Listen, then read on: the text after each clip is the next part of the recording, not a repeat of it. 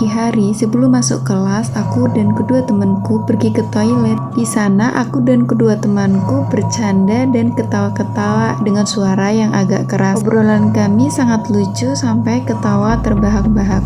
Saat semuanya sudah selesai, kami pun siap-siap meninggalkan toilet. Dan baru beberapa langkah kami dikejutkan dengan suara ketawa dari dalam toilet, padahal di dalam toilet tidak ada orang satupun. Suaranya begitu jelas dan sangat menakutkan. Kami bertiga saling menatap, kemudian langsung pada lari. Soalnya benar-benar menakutkan sekali suaranya. Saat sampai di kelas, kami ditegur sama guru kenapa sampai terlambat dan kenapa napak pucat. Dan kami menceritakan apa yang kami didengar di dalam toilet. Setelah kami menceritakan kejadian dari awal, guruku berpesan, jangan ketawa-ketawa di dalam toilet atau berkata kotor.